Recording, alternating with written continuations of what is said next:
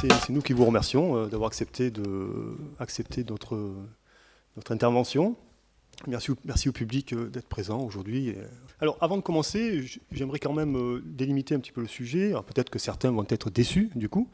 Alors, il ne sera pas question d'aborder tout ce qui touche à la lutte contre la toxicomanie, contre l'addiction. Je veux dire par là qu'il y a une foule de dispositions, de réglementations qui visent à agir, à prévenir certaines pathologies addictives, donc la réglementation sur le débit des boissons et tabac, celle sur les jeux de hasard, les casinos, etc. Donc l'objet de notre propos aujourd'hui, il est ailleurs, puisqu'il s'agit de se focaliser pas tant sur la lutte contre l'addiction, mais plus précisément sur le traitement de l'addiction lorsque celle-ci s'est installée. Le traitement du sujet atteint d'une pathologie addictive. Alors, je vais répondre à une question que vous ne me posez pas, c'est normal, les débats n'ont pas encore eu lieu. Pourquoi cette conférence sur le traitement de l'addiction ? Bien, en discutant avec le docteur Van Belle sur son activité auprès des personnes qui souffrent de dépendance, j'ai rapidement compris que le traitement en tout cas, de cette pathologie particulière nécessitait la mobilisation d'importantes forces et d'acteurs sociaux. Alors, étant juriste de formation et ne connaissant que le droit, et étant un petit peu nombriliste, comme tous les juristes, ayant tendance à ramener les choses à soi, je me suis dit, je me suis interrogé quelle pouvait être l'attitude du droit en présence d'une personne atteinte d'une pathologie addictive. Voire même, est-ce que le droit reconnaît cette pathologie comme une maladie, tout simplement ? Alors de prime abord, je me suis dit, non, l'approche médecin-juriste n'est pas différente, elle est inexistante. La raison est simple, le médecin se préoccupe, mais pas seulement, de l'intérêt de celui qui est atteint de la pathologie. Sa vocation, entre autres, c'est de soigner ce patient. Le droit, le juriste, le juge ne sont pas des médecins, je ne vous l'apprends pas, en ce sens qu'ils n'ont pas vocation à soigner une personne atteinte d'une pathologie. Pourquoi ? Parce que le droit se préoccupe rarement de l'intérêt d'une seule personne. Il va tenter de proposer des concepts, dégager des notions, ce que l'on fait tous les jours à l'université, ce que l'on essaie de faire à l'université, de résoudre des conflits, je pense à l'aspect judiciaire du droit. Bref, la pathologie addictive, c'est plutôt l'affaire des médecins plus que du juriste. Sauf que il arrive que cette pathologie, cette dépendance conduise, dans certains cas, à la transgression d'une norme, à la violation d'une norme, d'une règle ou d'un intérêt. Et que l'on croit en même temps pouvoir établir une relation causale entre cet état de dépendance et la violation de cette norme. Et là, ça intéresse le droit. Le droit s'intéresse. Alors, c'est à ce moment-là que le droit va, via notamment le judiciaire, va se saisir de cette pathologie addictive. Et que certaines mesures, on va le voir, vont être déployées pour traiter l'addiction. C'est dans la réponse pénale que l'on trouve une prise en compte assez nette de cette pathologie addictive. Lorsqu'une personne commet une infraction et qu'elle se trouve atteinte d'une pathologie addictive, il va y avoir une réaction sociale. Je ne détaille pas, j'y viendrai après. Je laisse la parole au docteur Van Belle qui va nous expliquer ce qu'il faut entendre par pathologie addictive. Effectivement, donc, quand on a commencé à travailler avec Christophe sur ce sujet-là, je me suis rendu compte qu'il y avait une nécessité de réexpliquer clairement ce qu'était une addiction, notamment dans le cadre de la médecine. Il y a eu plusieurs théories qui se sont développées et qui ont évolué, qui amènent actuellement au concept qu'on utilise actuellement, qui sera peut-être dépassé ultérieurement, mais voilà. La première des choses, c'est une définition qui a été sortie donc sur le plan international, qui définit des critères pour expliquer une dépendance. La première des choses qu'on doit avoir, c'est un effet de tolérance, c'est-à-dire que quand on commence à consommer un produit, au fur et à mesure, pour avoir le même effet, on est obligé d'augmenter les doses. Les gens qui fument, par exemple, ne commencent pas à fumer un paquet par jour. Ils y arrivent tout doucement, ils augmentent les doses. Par contre, quand ils arrêtent et qu'ils rechutent, ils retombent très très vite à un paquet par jour aussi. La deuxième chose, c'est d'avoir un syndrome de sevrage. C'est-à-dire que quand on arrête de consommer, on a des signes physiques ou psychiques qui se présentent et liés à l'arrêt de la prise de ce produit. Par exemple, certaines personnes viennent me voir en me disant mon fils il est dépendant aux jeux vidéo, il joue tout le temps, sauf que quand on arrête les jeux vidéo, il ne se passe rien, donc techniquement on ne serait pas forcément dans une addiction. L'autre chose, c'est l'incapacité à gérer sa consommation, c'est-à-dire qu'on va programmer une consommation et finalement ça va déborder. Je vais dire qu'on sort en soirée, on se dit bon allez, je bois 4 verres et après j'arrête, et en fait on ne s'arrête pas. Les efforts infructueux donc de contrôle, on essaie de contrôler pendant régulièrement, on n'y arrive pas. On va augmenter aussi le temps consacré à la recherche du produit et des fois mettre en danger une partie de sa vie à rechercher le produit. Ça peut se voir, par exemple, si on prend quelque chose de simple, les fumeurs qui vont faire des kilomètres en voiture le dimanche pour aller chercher un paquet dans le tabac qui est ouvert, même si c'est loin. Voilà. Ensuite, on va aussi catégoriser le fait d'abandonner donc les conséquences de cette consommation. Est-ce qu'il y a des abandons de liens sociaux, les problèmes culturels, loisirs, où le produit prend de plus en plus de place et tellement de place qu'à la fin, il n'y a plus que ça. Et le fait de consommer malgré les conséquences néfastes. Voilà. Donc là, le message le plus important à retenir, c'est le problème de l'addiction, c'est absolument pas le produit. Parce que là, je ne vous ai pas parlé de produit, je vous ai donné des exemples. Le problème de l'addiction, c'est la façon dont on l'utilise. Ce qui montre bien que finalement, on pourrait être addict à n'importe quel produit, et des produits qu'on considère comme addictogènes pourraient ne pas nous rendre addicts. Moi, j'ai 1 ou 2 patients qui consomment de l'héroïne 1 fois par an ou 2 fois par an. On ne peut pas considérer qu'ils sont addicts, même si c'est des consommations d'héroïne. J'ai cru que tu allais intervenir, mais non. Je te laisse boire. La deuxième chose sur laquelle on travaille, c'est la notion d'une addiction qui n'est pas figée dans le temps. On n'a pas une personne qui va définitivement être addicte et une autre personne qui ne va pas l'être. Du coup, on parle d'une triade dans lequel un individu, donc avec ses risques personnels, son patrimoine génétique, son patrimoine biologique, ses antécédents psychologiques, psychiatriques, dans un environnement particulier, donc avec à un moment donné de sa vie, on va dire, donc avec tous ces rythmes environnementaux, familiaux, sociaux, de travail, rencontre un produit. Et le risque du produit va amener donc les dépendances, tout ça. Et il faut que ces 3 facteurs soient là. Le même individu, à un autre moment donné de sa vie, ne va pas forcément être dépendant, et s'il va rencontrer un autre produit, n'est pas dépendant. Est-ce que là, par exemple, dans la salle, on peut considérer qu'il y a une bonne partie de vous qui a déjà utilisé des opiacés en intraveineux ? C'est-à-dire que tous les gens qui ont été opérés ont eu probablement des opiacés en intraveineux. Et ce n'est pas pour autant que vous êtes tous devenus dépendants à la sortie de l'hôpital ou de la clinique. Donc ce n'est pas la consommation d'un produit qui va faire le fait de devenir dépendant. C'est ce produit à un moment donné de notre vie, dans un milieu particulier avec une faiblesse particulière, va générer une dépendance. Sur l'alcool, c'est pareil. Beaucoup de gens consomment de l'alcool, très peu n'en consomment pas du tout. On ne devient pas tous dépendants à l'alcool pour autant. C'est à certains moments de notre vie, ça peut basculer. Et du coup, on arrive sur la notion suivante, qui est le diagnostic se fait non plus maintenant, enfin pendant longtemps, vous avez tous entendu parler de drogue dure et drogue douce. On est sorti de ce concept-là depuis des années. On parle maintenant d'un usage dur et usage doux. C'est-à-dire que c'est le type d'usage qui va définir la dépendance et non plus le produit en lui-même.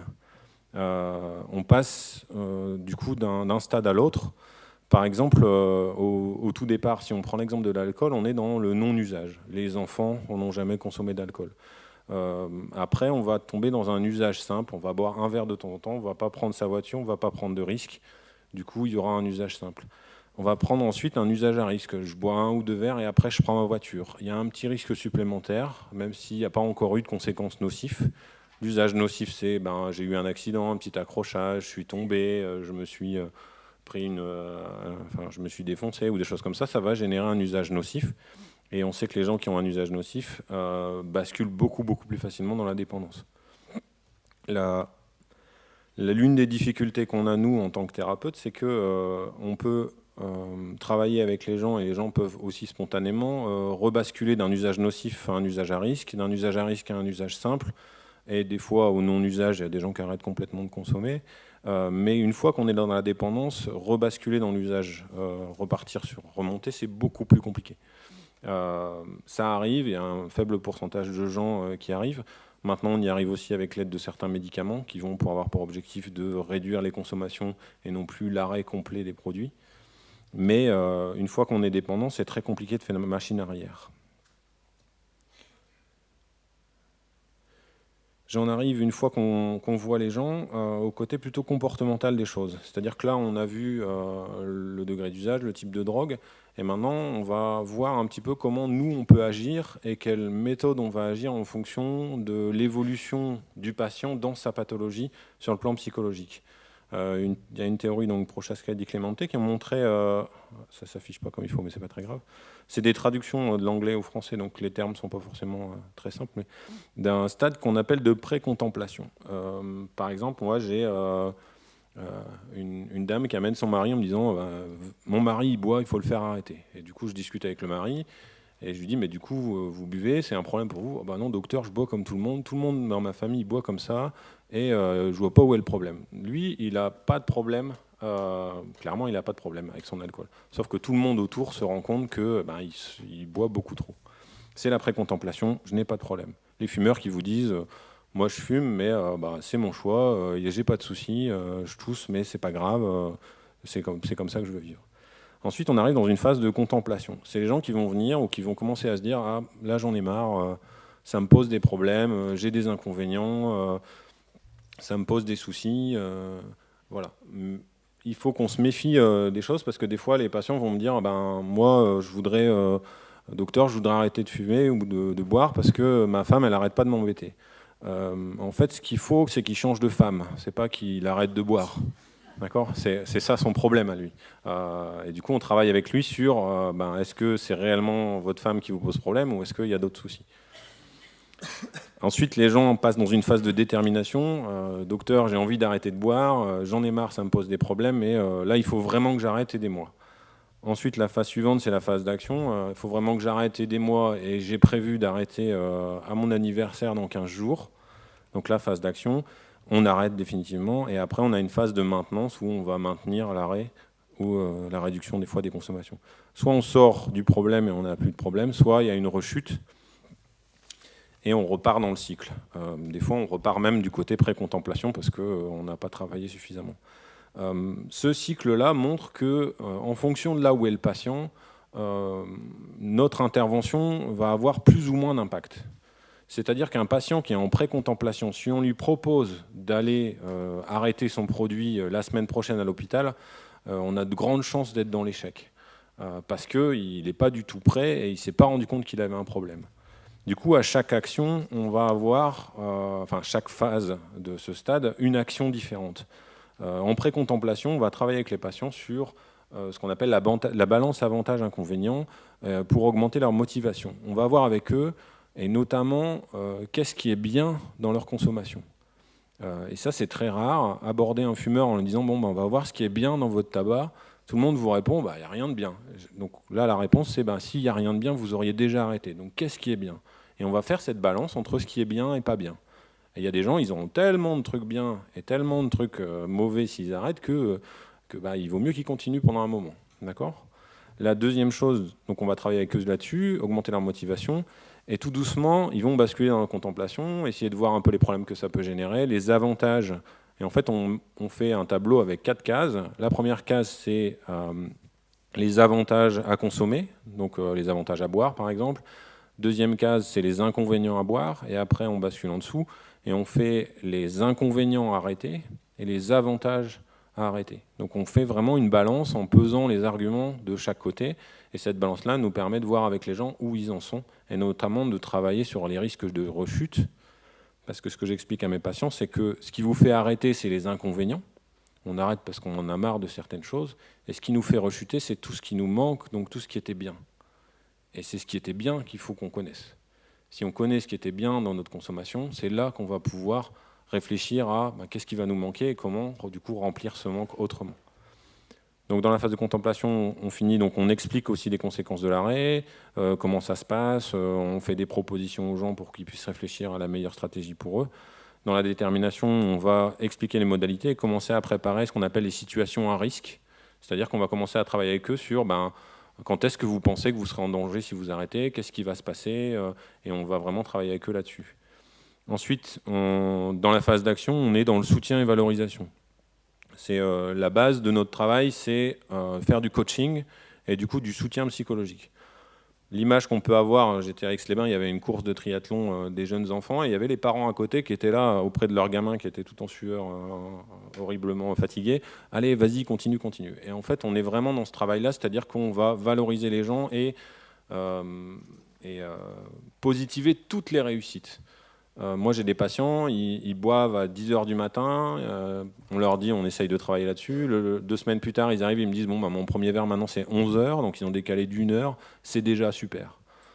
C'est ce qui fait qu'ils vont avoir envie de peut-être décaler à 12h et peut-être aller plus loin. Si on leur dit, 1 heure ça sert à rien, vous vous rendez compte, vous avez encore les risques, tout ça, comme tout le monde, on se démotive. Plus on sera positif, plus on insistera positivement sur chaque réussite, plus les gens vont être attirés vers la réussite et se sentir mieux et réussir. Ils n'ont pas besoin de nous ou de leur famille finalement pour se dévaloriser. La majorité d'entre eux se dévalorisent très très bien tout seuls et se sentent vraiment très mal. Ensuite, on est toujours dans la maintenance, valider les stratégies, on vérifie ce qui marche pas. On travaille avec eux sur la notion de rechute. La rechute existe, ça fait partie du problème. S'il n'y avait pas de rechute, c'est que probablement on s'est peut-être trompé, qu'il n'y avait pas de dépendance. La rechute n'est pas grave en soi, il faut qu'on travaille dessus. Moi j'explique, je fais souvent l'amalgame avec les enfants qui apprennent à marcher. Ils font 3-4 pas, ils tombent et on leur dit pas, voilà c'est foutu, tu sais pas marcher. On leur dit, mais non, vas-y, réessaye. Donc on est vraiment dans cette étape-là de, relève-toi, qu'est-ce qui s'est passé? Les enfants, ils vont réévaluer leur point leur gravité, tout ça, et puis se remettre à marcher tout doucement, réessayer. Donc la rechute n'est pas grave en soi à partir du moment où on travaille dessus et où on décortique ce qui s'est passé. Disséquer la rechute. Et la dernière chose, c'est sentiment de liberté. Si vous avez quelqu'un qui veut arrêter de fumer, il est préférable de lui dire qu'il est libre d'arrêter de fumer ou de fumer, que c'est son choix, plutôt que de lui dire il faut que tu arrêtes. Le fait de se sentir libre va plutôt avoir le fait, peut-être que je vais devoir peser le pour et le contre, alors que si on lui dit mais arrête de fumer, il va dire je fais ce que je veux. D'accord ? Donc ça, c'est aussi pouvoir bien dire aux gens, vous êtes libre de faire ce que vous voulez. Et il y a des gens, moi, qui boivent de l'alcool et ils me disent mais moi je veux pas arrêter, ils n'arrêtent pas, point barre. C'est pas un problème. Si c'est leur vie et que leur vie elle est de boire 3 litres de vin par jour et qu'ils sont heureux comme ça et que même s'il y a des conséquences, c'est pas grave, c'est leur choix. D'accord ? Voilà, et je finis juste pour montrer un petit peu les 2 éléments qu'on doit prendre en compte entre nous. On voit bien là, dans cette échelle-là, le degré de dépendance et le dommage physique. L'héroïne a un haut degré de dépendance et un haut degré de dommage physique. C'est pour ça que c'est celle qui est considérée comme la plus dangereuse. Après, on a des produits qui vont être classés. Le tabac a un haut degré de dépendance, mais des dommages physiques un peu moins fortes que la cocaïne. Voilà. Donc ça, il y a encore d'autres échelles qui travaillent sur d'autres dommages, mais du coup, ça, c'est aussi pour montrer que chaque produit a des avantages, des inconvénients, des risques supérieurs, inférieurs, et qu'on doit peser le pour et le contre avec chaque patient et avancer avec eux sur là où ils en sont. Voilà, c'était pour remettre un petit peu tout le monde on va dire à jour sur ce que c'est que l'addiction et comment nous, on travaille avec nos patients et comment psychologiquement on les aborde. Je repasse la parole à Christophe. Merci. Donc je confirme avoir fait beaucoup de kilomètres avec ma voiture pour trouver un paquet de cigarettes. Et ça, c'était avant, parce que je suis une personne raisonnable et que j'ai arrêté de fumer. Mais je vous rassure, j'ai d'autres addictions qui sont... Et oui, ce qui prouve bien que c'est à l'intérieur. Bien, alors... Qu'en est-il du droit face à ce phénomène, face à ces pathologies addictives? Je l'ai dit, le droit est saisi de la pathologie addictive, notamment dans la matière pénale. C'est vraiment, véritablement, en matière pénale que l'on perçoit assez nettement un intérêt du droit pour la pathologie addictive. Alors, le droit pénal, c'est quoi? C'est la branche du droit qui réunit l'ensemble des règles de conduite qui sont imposées par la société aux citoyens sous peine de sanctions. Lorsqu'un individu commet une infraction, on considère qu'il va troubler l'ordre social, ce qui va déclencher une réponse judiciaire. Mais quelle est précisément cette réponse judiciaire face à un individu qui va commettre une infraction en étant sous l'emprise de produits illicites, voire en étant clairement dans un état de dépendance? Alors pour bien comprendre la manière dont est traitée l'addiction par le droit pénal et le judiciaire, il faut comprendre que le traitement judiciaire de la toxicomanie est d'abord envisagé à travers des textes qui vont réprimer l'usage, voire le trafic de ces produits illicites. Il s'agit clairement d'afficher un interdit à travers la sanction, d'envoyer un message clair et fort à la société, de condamner l'utilisation de produits qui pourraient d'ailleurs conduire à un état d'addiction. Tous les textes répressifs, jusqu'à aujourd'hui, vont d'ailleurs vers une aggravation des peines liées à l'usage de ces produits illicites. Alors on peut discuter, il est vrai, du choix d'incriminer le simple usage ou le traitement particulier qui est réservé à la consommation d'alcool, voire du tabac. Mais le fait est que derrière la volonté de sanctionner le simple usage, on va vouloir réprimer, interdire, empêcher la consommation d'un produit jugé comme étant illicite. Alors, cet interdit fait partie pleinement, contribue à la lutte contre la toxicomanie. Est-ce que c'est efficace? C'est une autre question, un autre débat. Mais on voit clairement ici que cette lutte préventive, en quelque sorte, et répressive à la fois, ne tient pas compte finalement de l'état de dépendance dans lequel pourrait se trouver le sujet qui a commis une infraction. Bien au contraire, la consommation de produits illicites ou d'alcool susceptible d'entraîner une dépendance, qui pourrait s'expliquer par un état de dépendance, ne va pas adoucir la répression, mais au contraire, dans certains cas, l'aggraver. Par exemple, en matière d'infraction non intentionnelle, on a un article 221-6-1 qui contient ce qu'on appelle des circonstances aggravantes, notamment lorsque une personne a commis par maladresse, imprudence, inattention, etc., une infraction ou un homicide involontaire, la sanction sera aggravée si elle se trouvait dans un état d'ivresse manifeste ou était sous l'empire d'un état alcoolique, ou alors lorsque le conducteur avait fait usage de substances ou de plantes classées comme stupéfiants. Donc, la fermeté au regard de l'usage de ces produits stupéfiants a d'ailleurs été réaffirmée dans la circulaire de 2012 relative à l'amélioration du traitement judiciaire de l'usage de produits stupéfiants. Il ne s'agit pas de relâcher la pression, bien au contraire. Cette circulaire fait état de... on peut lire en tout cas dans cette circulaire que la pénalisation de l'usage, le maintien de la pénalisation de l'usage de produits stupéfiants est un volet essentiel de la politique de prévention aux conduites addictives mise en œuvre par le gouvernement. Cette circulaire est connue également par le fait qu'elle dispose que la réponse pénale sera systématique et plus efficiente.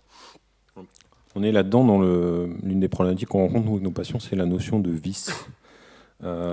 C'est encore intégré que les consommations de produits sont un vice et que du coup c'est quelque chose qu'il faut redresser et remettre en ordre chez ces gens qui sont déviants.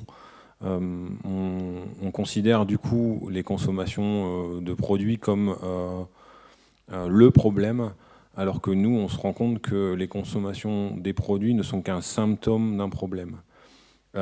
C'est ce qui explique ce dont vous parliez, madame, le transfert d'une addiction vers une autre.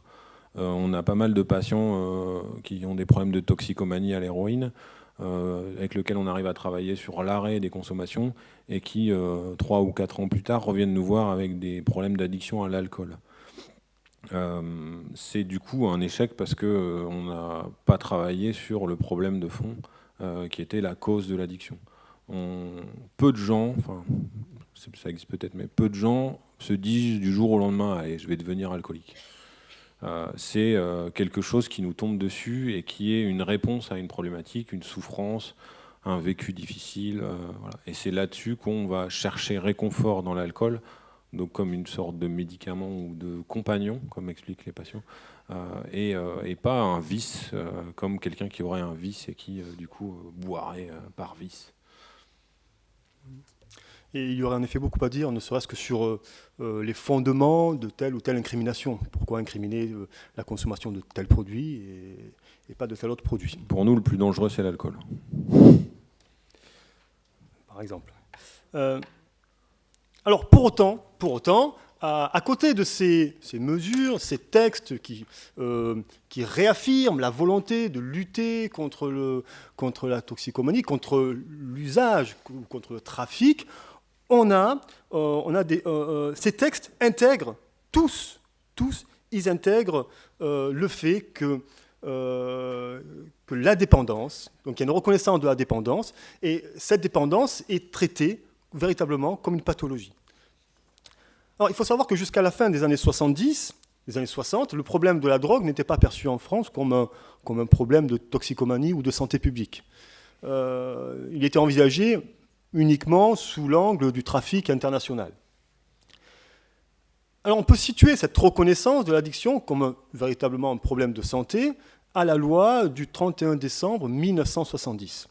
Loi du 31 décembre 1970 relative, c'est son intitulé, aux mesures sanitaires de lutte contre la toxicomanie et à la répression du trafic et de l'usage des substances vénéneuses. Dans une formulation de principe, on peut lire dans un article 355, je cite, « Toute personne usant d'une façon illicite de substances ou plantes classées comme stupéfiants est placée sous la surveillance de l'autorité sanitaire. » Par ce texte, le législateur, pour la première fois, va véritablement poser une déclaration de principe sur la médicalisation de l'usage de stupéfiants. Ce texte va également poser les bases de certaines mesures telles que l'injonction thérapeutique, qui désigne de manière générale une cure ou une surveillance médicale. Alors, cela dit, à chaque fois, et c'est le cas pour tous les textes, cette loi de 1970 va considérer le délinquant, simple utilisateur de produits stupéfiants, comme un malade. Elle va aussi le considérer comme un délinquant, comme quelqu'un qui commet une infraction, comme quelqu'un à qui on doit imposer une sanction. Donc le volet répressif, à chaque fois, est toujours présent. On a un volet dissuasif qui va cohabiter avec un volet sanitaire. Cette ambivalence, elle est tout aussi présente dans un texte plus récent du 5 mars 2007, relative à la prévention de la délinquance. Certaines peines relatives à la consommation, à l'usage et à la consommation, voire au trafic de stupéfiants, de produits illicites, sont aggravées. Et on réaffirme la volonté de ne pas banaliser le simple usage de stupéfiants. Ceci étant dit, en parallèle, cette loi de 2007, elle va faire évoluer la prise en charge de ces consommateurs par une réponse sanitaire, voire pédagogique, avec le stage de sensibilisation à la consommation de drogue. On peut dire qu'avec cette loi de 2007, on a clairement un renforcement des mesures qui ont vocation à traiter le délinquant qui va être atteint d'une pathologie addictive, tout en veillant à accroître l'efficacité du traitement judiciaire. Alors, la mesure phare de ce texte, c'est sans nul doute l'injonction thérapeutique qui a subi une évolution depuis la loi de 1970 pour la rendre efficace. Alors, qu'est-ce que l'injonction thérapeutique ? C'est une mesure qui est apparue en filigrane dans la loi de 70, même si elle n'est pas citée telle quelle dans le texte. Puis la terminologie va être consacrée par une circulaire, quelques temps après, une circulaire de 1971. Alors, l'injonction thérapeutique, c'est quoi ? C'est une mesure de soins ou un suivi médical qui vont être ordonnés par un magistrat dans le cadre d'une procédure pénale à l'encontre de personnes alcooliques ou faisant usage de stupéfiants. Cette mesure, elle est importante parce qu'elle va constituer bien souvent le premier contact entre l'usager et le corps médical. La loi de 2007, elle va redonner du souffle à cette mesure d'injonction thérapeutique qui va être étendue à tous les stades de la procédure pénale. Je ne vais pas détailler tous les stades de la procédure pénale, mais grâce à cette loi de 2007, cette mesure d'injonction thérapeutique, elle va pouvoir être ordonnée comme dans le cadre de mesures alternatives aux poursuites, dans le cadre de la composition pénale, ce qui permet au procureur de proposer aux délinquants, aux prévenus, une ou plusieurs mesures alternatives aux poursuites. En tout cas, l'idée, c'est de ne pas attendre d'aller jusqu'au procès, d'agir avant. Donc du coup, évidemment, cette mesure, cette injonction thérapeutique va être beaucoup plus utilisée. Cette injonction thérapeutique va déclencher une procédure particulière. Le magistrat va faire appel à un médecin ou un psychologue qui est habilité pour faire connaître à l'autorité judiciaire son avis sur l'opportunité médicale de la mesure. C'est le médecin relais. Et ce médecin relais, il va assurer l'interface entre l'institution judiciaire et les soignants qui sont chargés du suivi. Il va informer ainsi l'autorité judiciaire de l'évolution de la situation de dépendance de l'intéressé.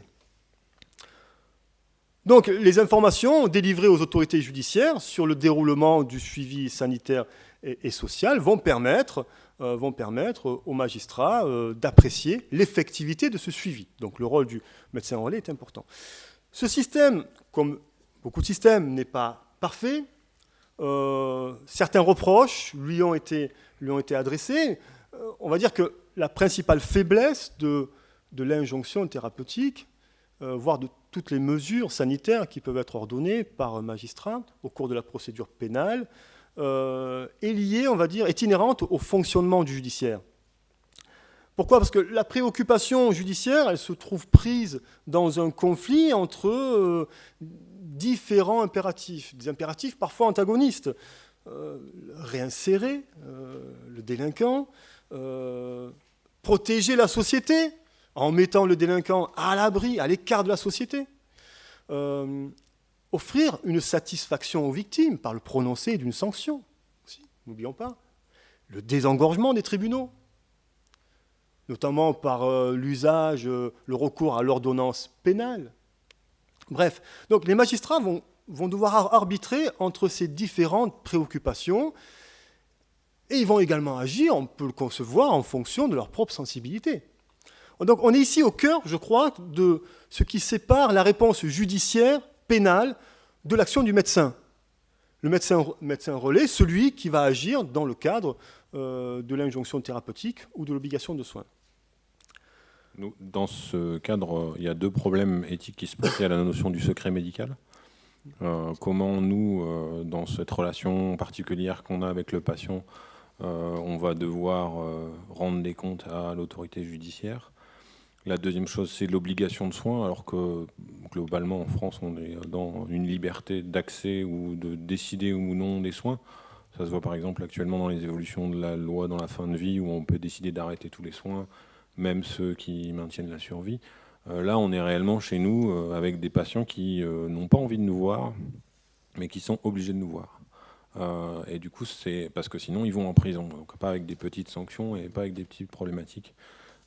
Du coup, pour nous, ça génère à chaque fois, dans la relation thérapeutique qu'on peut mettre en œuvre avec le patient, des problématiques énormes de confiance, on va dire de nécessité de vérité, parce que pour nous, bien soigner le patient, on est obligé de comprendre réellement où il en est. Et du coup, la rechute ne va pas forcément être verbalisée, parce que s'il y a rechute, est-ce que je vais avoir des risques derrière ? On peut avoir, nous, des problématiques avec des patients qu'on va suivre en injonction thérapeutique, qu'on va tout doucement amener vers le soin, à faire un travail psychothérapeutique d'avancer dans leur addiction. Donc ce qu'on a vu tout à l'heure, de passage de la pré-contemplation, je n'ai pas de problème et je vois pas pourquoi on m'embête, je me suis juste fait prendre, j'ai peut-être un problème et effectivement, est-ce que je pourrais pas avoir de l'aide ? Sauf que ce temps de passage-là, il est des fois beaucoup plus long que ce que peut attendre la justice. Oui, alors effectivement, Parmi les reproches, certains dénoncent le fait que l'injonction thérapeutique est parfois instrumentalisée par celui qui va en bénéficier et qui va accepter de se plier aux soins dans le seul but d'échapper aux poursuites pénales. Donc effectivement, on peut s'interroger sur l'efficacité d'un traitement à l'encontre d'une démarche qui n'est pas sincère ou voire authentique. Ensuite, il est vrai que la relation médecin-magistrat peut être relativement complexe. Pourquoi ? Parce que le magistrat peut être vu comme finalement un prescripteur de soins et le médecin assimilé à un auxiliaire de justice chargé de l'exécution d'une mesure pénale. Et ça, on n'aime pas trop. Alors, le fait est que dans le cadre de l'injonction thérapeutique, le médecin est censé être seul décideur des modalités de prise en charge. Alors, le risque aussi, c'est que c'est là où je songeais à la sensibilité du magistrat, c'est que le procureur peut associer implicitement à cette mesure d'injonction thérapeutique une obligation de résultat. J'arrête les poursuites si les examens urinaires prouvent l'arrêt de la consommation d'un produit toxique.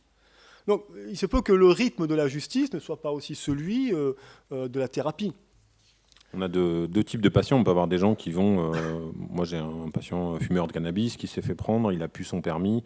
Il a son permis que si il arrête de fumer avec des analyses d'urine et des prises de sang. Il me dit, moi, j'arrête de fumer le temps que je récupère mon permis. Donc lui, il va clairement jouer le jeu jusqu'au bout, avoir une analyse d'urine nickel, et après, il va reprendre ses consommations parce qu'il n'est clairement pas dans une démarche de soins et que c'est juste parce qu'il s'est fait prendre. Et j'ai d'autres patients qui, eux, par contre, sont dans des problématiques d'alcool majeures, avec un vrai travail psychothérapeutique, une vraie avancée avec eux, et des problèmes psychologiques dans l'enfance majeurs qui font que c'est très, très compliqué d'arrêter, mais les poursuites continuent avec un risque d'aller en prison, et du coup, s'il y a effectivement incarcération dans un second temps, le risque de mettre en échec tout le travail qu'on a mis en œuvre derrière. Et ça, la difficulté pour nous, c'est communiquer avec le juge. Si on se met à communiquer avec le juge que pour les patients pour lesquels on y croit, dès qu'on communique plus, ils vont aller en prison. Et on a l'impression, nous, en tant que médecins, de finalement avoir le poids de la décision de mettre les gens en prison ou pas. Parce que si on dit non, ils n'en ont rien à faire de l'injonction thérapeutique, ça ne les intéresse pas, on les envoie en prison. Et si on leur dit, alors qu'on sait très bien que la prison ne sera pas du tout thérapeutique. Voilà. Donc chez nous, c'est un conflit assez important. Voilà, donc ce sont des mesures qui ne sont pas exemple de tout reproche, mais je crois quand même que c'est une avancée importante, qu'il faut le conserver. Pourquoi ? Parce que, comme je l'ai dit, il me semble que pour beaucoup de personnes qui se trouvent dans un état de dépendance, ces mesures de soins vont être un premier contact entre cette personne-là et le corps médical. Voilà, j'en ai terminé. Je vais rebondir juste sur la dernière phrase. Rebondis, Charles. Je rebondis, j'adore rebondir. C'est clairement intéressant à partir du moment où les relations avec le parquet sont bonnes et que le travail est fait avec tous dans le même sens. C'est-à-dire que si le magistrat a la même vision de la problématique d'addiction comme étant une maladie qu'on subit et pas un vice qu'on cherche, on peut vraiment amener les gens à mettre en place ce travail de réflexion sur qu'est-ce qui se passe chez eux, pourquoi ils en sont là, comment on peut les aider.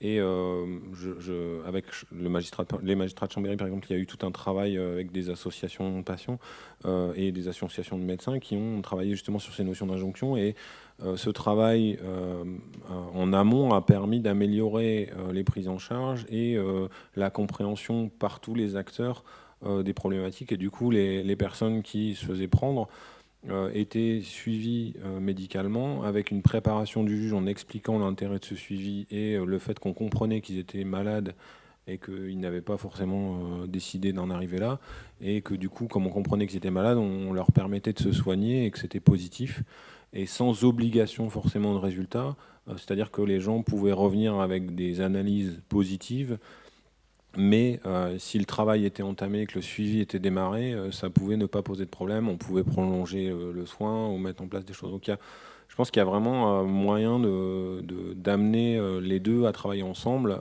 Il y a des gens qui n'ont jamais rencontré de médecin pour cette problématique, qui se font prendre pour cannabis ou alcool et qui du coup sont obligés de rencontrer.